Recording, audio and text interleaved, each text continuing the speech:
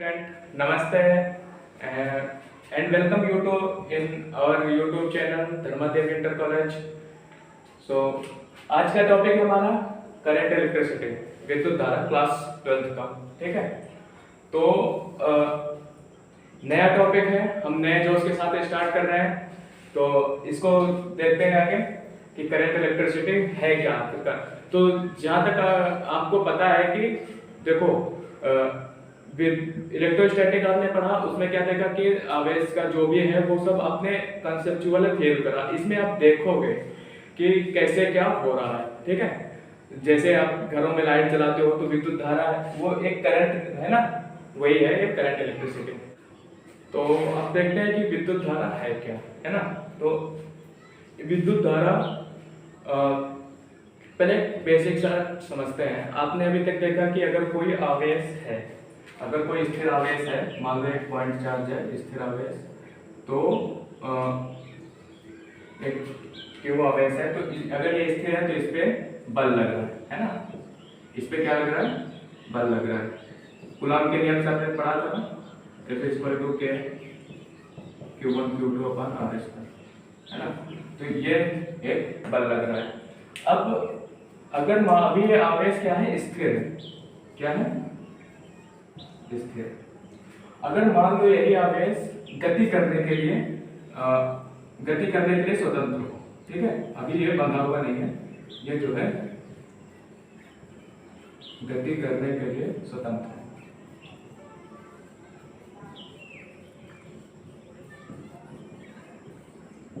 तो क्या होगा? इस पे अगर हम बल लगाएंगे तो वो गति होगी इसमें, ये एक स्थान से दूसरे स्थान तक विस्थापित होगा। आप भी देखो, अगर मान लो ये दीवार है, ये दीवार अभी स्थिर है, ठीक है, इस पे हम कितना भी बल लगाएं ये कहीं नहीं जाने वाली।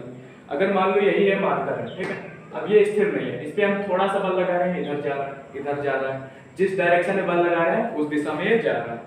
ऐसे ही चार्ज है, अगर चार्ज बंधा हुआ है, इस पे हम बल लगा रहे हैं तो बल तो अनुभव कर रहा है, ये दीवार बल तो अनुभव कर रही है, लेकिन ये कहीं जा नहीं रही, इसका कोई विस्थापन नहीं हो रहा। या यहाँ पर ये चार्ज बल तो अनुभव कर रहा है, कितना बल अनुभव कर रहा है? ये कूलॉम के नियम से, लेकिन ये कहीं जा नहीं रहा है, जा नहीं रहा। तो इसका जो गतिमान वाला इफेक्ट है, जो गति करने पर जो अब लेकिन अगर ये गति करने के लिए स्वतंत्र है तो ये गति करेगा। जैसे मार्कर है, गति करने के लिए स्वतंत्र है, मान लो यहाँ पर रखा है, हम इस पे बल इधर इस दिशा में लगा रहे हैं तो इधर जा रहा है, इस दिशा में लगा रहे हैं तो इधर जा रहा है। ठीक है, तो ये एक बेसिक वो है कि अगर चार्ज गति करने के लिए स्वतंत्र है तो अगर उस पे इतना बल लगेगा तो वो गति करेगा। हाँ, अब देखो, अब दूसरा टॉपिक आता है कि आखिरकार ये विद्युत धारा होती कैसे, मतलब कैसे उत्पन्न होती है? ये गति तो कर रहा है, हाँ, गति तो कर रहा है। अब गति करने का प्रभाव क्या होता है? अब गति करने का प्रभाव क्या होता है? जब मान लो ये एक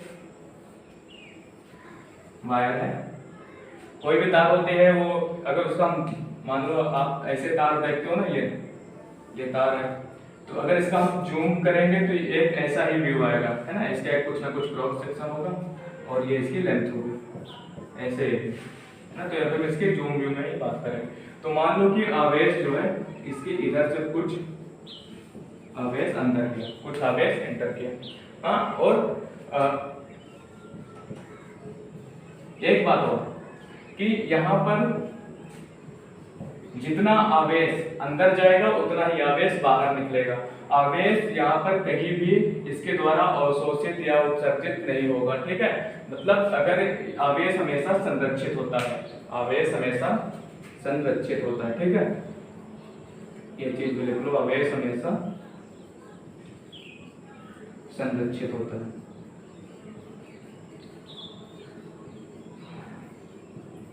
तो जितना आवेश आपका इधर से एंटर करेगा उतना ही आवेश इस साइड से एग्जिट करेगा।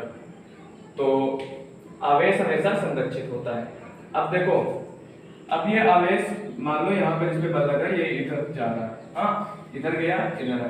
तो अब t समय के लिए, t समय में ये आवेश यहाँ से यहाँ तक आया, t समय में अब यहाँ से यहाँ तक जाएगा तो कुछ ना कुछ टाइम लगेगा ही, मान लो उसको t समय, तो t समय में ये आवेश यहाँ से यहाँ तक आया। तो अब इसको क्या बोलेंगे कि इसकी विद्युत धारा इसका जो प्रभाव होगा ना, इसको यहाँ से यहाँ तक आने में इसका इस आवेश की गति के कारण एक प्रभाव उत्पन्न होगा जिसको हम बोलते हैं विद्युत धारा।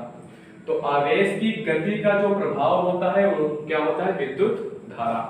ठीक है, आवेश की गति का जो प्रभाव होता है वो क्या होता है? विद्युत धारा। अब देखो, विद्युत धारा को हम I से डिनोट करते हैं, हाँ, I से इसको डिनोट करते हैं, इसका जो सिंबल लिख लो। और तो I इक्वल टू क्या लिखोगे तुम? डी क्यू आवेश आया, D Q by D T, delta T. ठीक है, मान लो डेल्टा टी टाइम लगा इसको, डेल्टा क्यू आवेश यहाँ से एंटर हुआ, यहाँ से एग्जिट हुआ, तो इसके कारण जो आवेश उत्पन्न हो कितना हुआ। अब इसकी एक बेसिक डेफिनेशन क्या दे सकते हो यहाँ से कि आवेश के प्रवाह की समय दर को हम क्या कहते हैं? विद्युत धारा। आवेश के प्रवाह की समय दर को हम क्या कहते हैं? विद्युत धारा। ठीक है, आवेश के प्रवाह की समय दर को हम विद्युत धारा कहते हैं। क्यों आवेश प्रवाहित हो रहा है टी समय में? तो क्यू बाई टी। ठीक है, डेल्टा क्यू आवेश प्रवाहित हो रहा है डेल्टा टी समय में। तो अगर एवरेज करंट हमें लिखना है, औसत, अगर हमें औसत धारा लिखना है तो उसका क्या लिखेंगे? Delta Q by delta T. ठीक है, ये क्या होता है? औसत। अब एक होता है इंस्टेंटेनियस। ठीक है, आई तात्क्षणिक,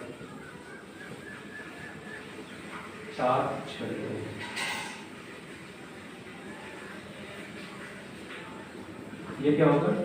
इसका जो है ये उस रूप में आ जाएगा। ठीक है, इसको ये डिफरेंशियल फॉर्म में लिख देंगे। यहाँ पर इसका मतलब क्या है कि मान लो कि अभी हम एक यूनिट न्यूमेरिकल लेके समझते हैं।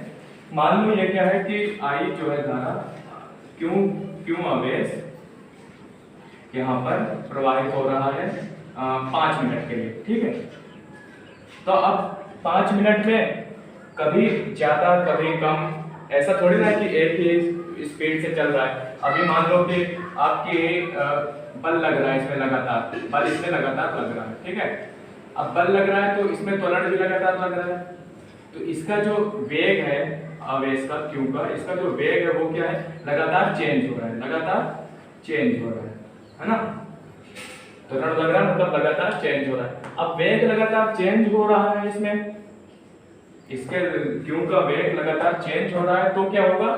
हमारा जो क्यों होगा वो ज्यादा कम या तो बढ़ेगा घटेगा कुछ भी हो रहा है, लेकिन 5 मिनट में तो 0 से 5 मिनट तक हम उसका एक एवरेज निकालेंगे कि 0 से 5 मिनट में हमारा मान लो 10 कूलम वो हुआ, 10 कूलम आवेश गया और 5 मिनट में गया, तो एवरेज जो धारा आ जाएगी वो कितना आ जाएगी? 2। ठीक है, एवरेज जो धारा आ जाएगी वो 2 आ जाएगी एम्पियर इसका। अब देखो, लेकिन अगर यही पूछ ले कि 5 मिनट में हमको दूसरे सेकंड में, मतलब सेकंड, हमको ये बताओ कि 2 सेकंड में कितना हुआ, एक बहुत ही सूक्ष्म टाइम के लिए पूछ ले कि 2 सेकंड में कितना होता है। हाँ, तो यहाँ पर फिर हम उसके हिसाब से सूक्ष्म टाइम के लिए तात्क्षणिक उसी समय पर निकाल सकते। मान लो कि इसके बोल दे कि 5 मिनट के लिए तो इतना हो गया एवरेज, हमको पता है यहाँ से यहाँ तक हमने टाइम नोट कर लिया, यहाँ पे अभी एंटर किया, यहाँ पे एग्जिट करा, टाइम आ गया 5 मिनट, तो 5 मिनट का हमने निकाल लिया। क्यों आवेश इसके अंदर से गया, क्यों आवेश एग्जिट करा टी समय में, तो अगर ये टी एवरेज जो है ये क्या हो जाएगा? Delta Q by delta T. ठीक है, और टी इंस्टेंटेनियस वो क्या हो जाएगा? D Q by D T.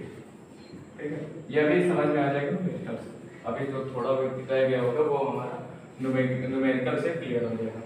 अब आता है,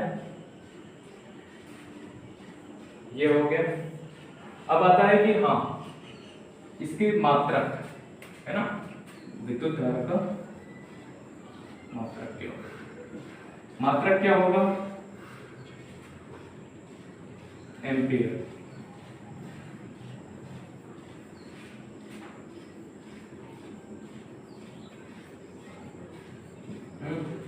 और ये राशि कैसी है? स्केलर।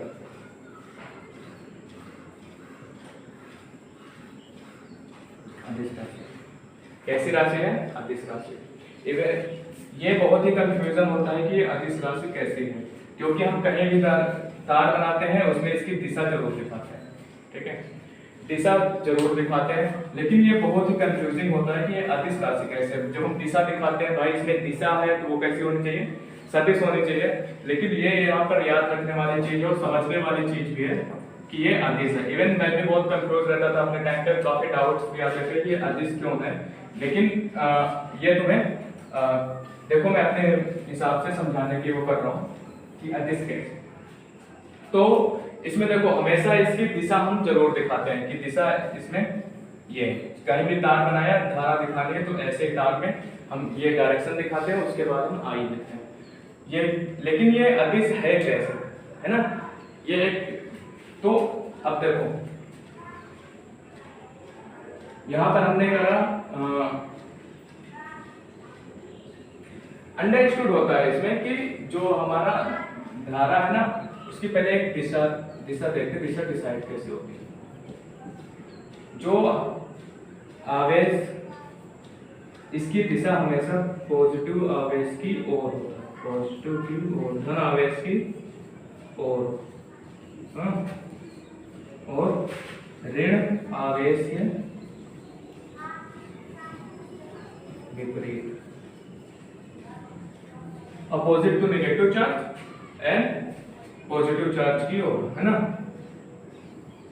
तो देखो अब क्या होगा, अब पॉजिटिव चार्ज कैसे, जो भी होता है हमारा वोल्टेज हमेशा हाई वोल्टेज से लो वोल्टेज की ओर होती है, धारा की दिशा हमेशा इधर मान लो हाई वोल्टेज इधर लो वोल्टेज, तो हाई वोल्टेज से लो वोल्टेज की ओर। जो पॉजिटिव चार्ज प्रवाहित होते हैं वो भी हाई वोल्टेज से लो वोल्टेज की ओर, क्योंकि जिधर इलेक्ट्रिक फील्ड की दिशा होती है वही पॉजिटिव चार्ज की दिशा होती है ना। नेगेटिव चार्ज की जो दिशा होती है वो इसके विपरीत होती है।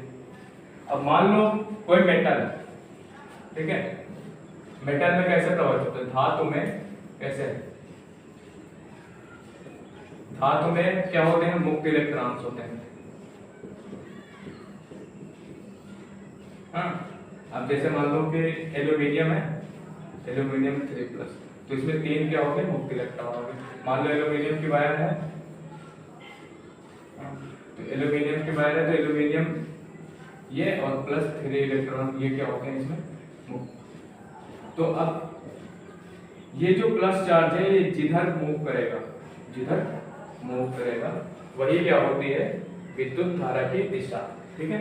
अगर मान लो हम इधर से बैटरी ऐसे जोड़ते हैं, बड़ा डंडा पॉजिटिव छोटा डंडा नेगेटिव, तो ये ऐसी दिशा हो जाएगी। अगर हम बैटरी उल्टी कर देते हैं तो ये ऐसी दिशा हो जाएगी, है ना, पॉजिटिव फिर ऐसे प्रभावित होने लगेगा। तो क्या होता है कि जो वोल्टेज हाई वोल्टेज से लो वोल्टेज की दिशा होगी वही क्या होगी, विद्युत क्षेत्र की दिशा, और विद्युत क्षेत्र की दिशा जो होगी वो प्लस चार्ज की दिशा होगी। प्लस चार्ज की दिशा में ही हमारा प्रवाहित होगी, यही होता है इसकी विद्युत धारा की दिशा। हालांकि इसकी दिशा तो डिफाइन होती है कि प्लस चार्ज, ये अंडरस्टूड भी होती है, तो इसलिए हम इसे नेगेटिव जहां तक समझते हैं, है ना। एक तरह से अंडरस्टूड है कि इसकी जो दिशा होगी वो क्या होगी, प्लस आवेश की ओर होगी, हमेशा हाई वोल्टेज से लो वोल्टेज की ओर प्रवाहित होगा।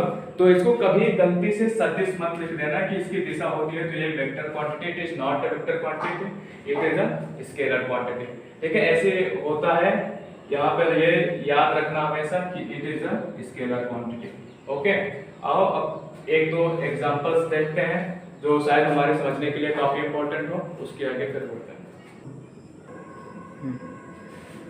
तो पहला मैं क्वेश्चन देखो लेते हैं, आपके कांसेप्ट को काफी हद तक ये वो करेगा। ऐसे ही है क्वेश्चन, किसी तार के क्रॉस सेक्शन एरिया को, क्रॉस सेक्शन एरिया मतलब ये वाला एरिया, क्रॉस सेक्शन एरिया मतलब ये वाला एरिया, ठीक है अनु, हाँ क्रॉस सेक्शन एरिया ये वाला एरिया। तो किसी तार के क्रॉस सेक्शन एरिया को 10 की घात 20 इलेक्ट्रॉन्स हैं 1 सेकंड में क्रॉस करते हैं तो प्रवाहित धारा कितनी होगी। ऑप्शंस हैं 12 ampere, 20 ampere, 16 ampere, 12 ampere, 20 ampere, 16 ampere और 24 एम्पीयर, है ना। तो अब देखो क्या बोल रहा है कि किसी तार के क्रॉस सेक्शन एरिया को 10 की घात 20 इलेक्ट्रॉन एक सेकंड में क्रॉस करते हैं तो प्रवाहित धारा ज्ञात करनी है। ऑप्शंस दिए हुए हैं। यहाँ पर आपको वीडियो पॉज करना है, अपने से करना है, फिर ना आए तो आगे रिज्यूम करना है। देखो कि कैसे है। तो किसी तार के क्रॉस सेक्शन एरिया को, मान लो ये क्रॉस सेक्शन एरिया है, इसको 10 की घात 20 इलेक्ट्रॉन्स कितने सेकंड में, 1 सेकंड में क्रॉस करते हैं तो विद्युत धारा। तो विद्युत धारा I इक्वल टू जैसा हम जानते हैं delta Q by delta T, क्या हो जाएगा 10 की घात कितने हैं 20 इलेक्ट्रॉन। तो इलेक्ट्रॉन्स को डायरेक्ट तो लिखते रहते थे, क्यू इक्वल टू क्या हो जाएगा Ne, है ना, अपॉन डेल्टा टी। तो Ne इक्वल टू n 10 की power 20 number of electrons into E equal to the A equal to charge of 1 electron. तो चार्ज ऑफ 1 इलेक्ट्रॉन कितना 1.6 into 10 to power -19 coulomb upon में delta T 1 second, है ना। तो ये क्या हो जाएगा I इक्वल टू इसमें मल्टीप्लाई करो 1.6 इनटू 10 की पावर 20 -19 तो 10 की पावर 1 बचा अपॉन में 1 कितना है 16 एम्पीयर। ओके, तो बहुत ही बेसिक सा था। किसी तार के क्रॉस सेक्शन को 10 की घात 20 इलेक्ट्रॉन्स 1 सेकंड में क्रॉस करते हैं तो प्रवाहित धारा Q equal to Ne number of electrons into एक इलेक्ट्रॉन का आवेश। टोटल आवेश अगर हमारे पास मान लो कि अरे ऐसे ही है कि एक पैकेट में 10 बिस्किट हैं तो 20 पैकेट में कितने होंगे 200 मल्टीप्लाई कर देते हैं। तो वैसे ही 10 की घात 20 इलेक्ट्रॉन्स हैं और पर इलेक्ट्रॉन्स में आवेश कितना है 1.6 इनटू 10 टू पावर -19। तो इसमें इसका मल्टीप्लाई कर दिया तो टोटल आवेश जितना है वो हमारा आ गया और टाइम हमको 1 सेकंड प्रोवाइडेड है। तो I इक्वल टू 1.6 इनटू 10 की पावर 20 और -19 1 हो गया अपॉन में 1 इक्वल टू 16 एम्पीयर। तो हमारा थर्ड ऑप्शन जो है वो सत्य है। ओके, अब आते हैं हम एक और एग्जांपल देखते हैं। देखो ऐसे जब एक और एग्जांपल ले लिया, क्वेश्चन नंबर 2 डाल दो यहाँ पर। ऐसे इसमें लिखता है कि इसमें समझ लो कि एक आवेश है जो एक वृत्त में गति कर रहा है। क्यों आवेश एक वृत्त में गति कर रहा है, हाँ, और r त्रिज्या का वो वृत्त है। तो इस गति के कारण कितनी धारा इसमें प्रवाहित होगी वो हमें फाइंड करना है ना। इस आवेश इसमें गति कर रहा है, क्यों आवेश इस त्रिज्या के वृत्त में, तो इसमें धारा तो अवश्य ही प्रवाहित होगी। कितनी धारा प्रवाहित होगी वो हमें ज्ञात करना है। तो देखो I इक्वल टू फाइंड करना है। I इक्वल टू हम जानते हैं Q बाई T। अब वहां पे हमें Q निकालना था, T दिया हुआ था। यहाँ पर Q तो हमें प्रोवाइडेड है, Q T हमें निकालना है ना। तो T निकालने के लिए क्या करेंगे, ये हाँ इसकी वेलोसिटी v है, नियत वेलोसिटी है v से वो कर रहा है गति कर रहा है। तो इसका क्या हो गया समय इक्वल टू क्या होता है दूरी बटे चल, है ना। तो दूरी कितनी है 2 पाई r, पूरी परिधि यहाँ से यहाँ तक आएगा 2 पाई r v, है ना। तो ये क्या हो जाएगा I इक्वल टू Q और टाइम की क्या हो जाएगी 2 पाई r अपॉन में v। तो I equal to Q v by 2 pi r। तो यहाँ पर जो विद्युत धारा होगी वो Q v by 2 pi r। अगर कोई आवेश है क्यों ये r रेडियस के वृत्त में लगातार गति कर रहा है कि v वेलोसिटी से, तो उसकी उत्पन्न धारा एक साइकिल में कितनी धारा आएगी, यहाँ से यहाँ तक आने में कितनी धारा उत्पन्न होगी, वो होगी q बाई 2 पाई r, है ना, q v by 2 pi r। अगर यही बोलते कि n चक्कर मारता है, n चक्कर, तो फिर एक साइकिल में 3 तो n साइकिल में n से मल्टीप्लाई कर दो। ओके, देखो ये इस टाइप का है। इस टाइप के क्वेश्चन ये हर टाइप के क्वेश्चन पूछते रहते हैं। करंट इलेक्ट्रिसिटी बहुत ही इंटरेस्टिंग चैप्टर है। इसमें क्या कह रहा है कि q equal to 3tq plus 2t square plus 4 हो, तो एक एक्सप्रेशन दे दिया, एक इसका फंक्शन दे दिया, q का एक फंक्शन दे दिया कि t के साथ इस फंक्शन में ये चेंज हो रहा है, ठीक है। t इक्वल टू 1 रखोगे तो 1 सेकंड में कितना q होगा वो आ जाएगा, t इक्वल टू 2 रखोगे तो 2 सेकंड में कितना होगा q वो आ जाएगा। ऐसे ही ये एक फंक्शन में चेंज हो रहा है। तो अब अगर एक ऐसा एक्सप्रेशन दे दिया और t इक्वल टू 2 सेकंड में प्रवाहित धारा पूछ लिया तो हम उसको कैसे करेंगे ये देखना है। तो वी ऑल नो दैट कि q I equal to D Q by D T, I equal to D Q by D T. तो डी बाई डी टी और क्यू का expression 3t Q plus 2t square plus 4, है ना। ये क्या हो गया है किसका समाकलन, t का फंक्शन t में डिफरेंशिएशन अवकलन, सॉरी समाकलन। तो ये t में डिफरेंशिएशन t के रेस्पेक्ट में, तो इसका डिफरेंशिएशन करेंगे तो क्या हो जाएगा 3 बाहर, तो 3t स्क्वायर प्लस 2 बाहर 2t प्लस 4, कितना आया 9t square plus 4t plus 4, कितना हो गया 2 रख देंगे।